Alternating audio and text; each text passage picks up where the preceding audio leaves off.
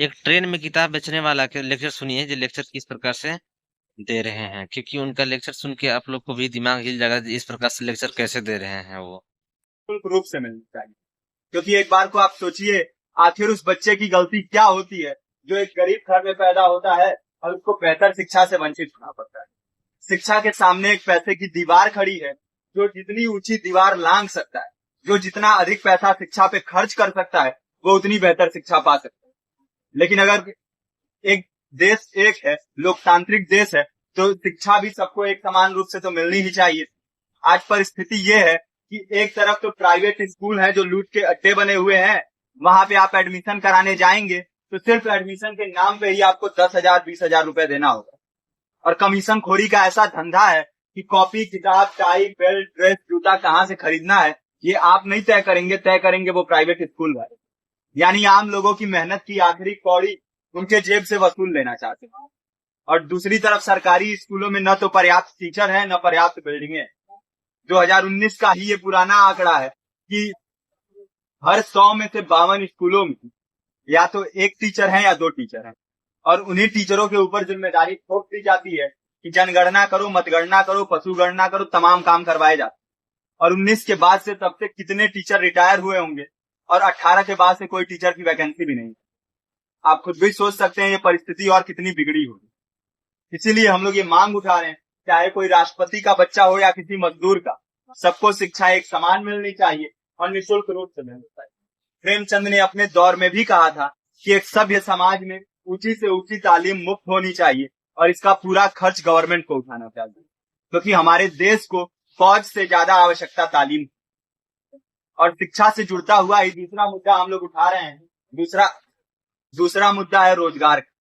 रोजगार की परिस्थिति ये है कि आज सरकारी सेक्टर हो या प्राइवेट, सब कुछ ठेका संविदा के हवाले किया जा रहा है। परमानेंट नौकरियां लगातार घटाई जा रही है। इसी रेलवे में 1995 के आसपास लगभग 18.5 लाख कर्मचारी काम करते थे, लेकिन आज उनकी संख्या 12 लाख थी। आप खुद भी सोच सकते हैं कितने बड़े पैमाने पे परमानेंट पदों को घटाया जाता है। और आज आलम ये है, एक तरफ लाखों पद खाली पड़े हैं, फिर भी कोई वैकेंसी नहीं निकलती। जो वैकेंसियां निकलती हैं उनमें भ्रष्टाचार होता है, पेपर लीक हो जाते हैं। RO, UP police, BPSC, SSC, CGL, ऐसे तमाम पेपर लीक हो चुके हैं, आप लोग भी जानते ही।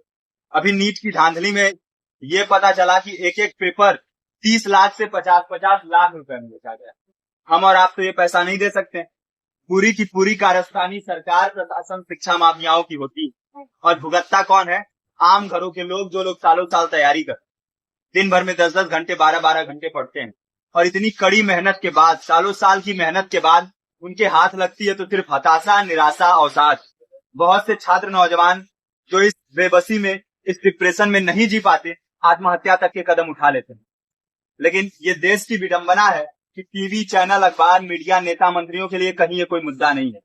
उनके लिए मुद्दे हैं तो जाति, धर्म, रंग, नस्ल, अगड़ा पिछड़ा। आज जब पूरी परिस्थिति इतनी भयावह है तो ये जरूरी है कि लोगों के बीच में जाया जाए, लोगों को संगठित किया जाए और एकजुट किया जाए। क्योंकि आज अगर अपने मुद्दों पर बोलेंगे नहीं तो कल को ये परिस्थिति और बिगड़ेगी। हो सकता है ले देके अपनी जिंदगी तो हम लोग काट ले जाएं, लेकिन आने वाली पीढ़ियों को क्या भविष्य देके जाएंगे, ये भी सोचने वाली बात है। हमारे साथी ने आपको पर्चा दिया है, पर्चा आप तक पहुंच गया है। पर्चे में और भी बातें हैं, इसको पूरा विस्तार से पढ़िए। पर्चे में हमारा नंबर है, संपर्क कीजिए। फेसबुक का, इंस्टाग्राम का लिंक है, आप वहां पे जाएंगे तो आपको पता भी चलते रहेगा कि लगातार किन किन माध्यमों से हम इस अभियान को चला रहे हैं।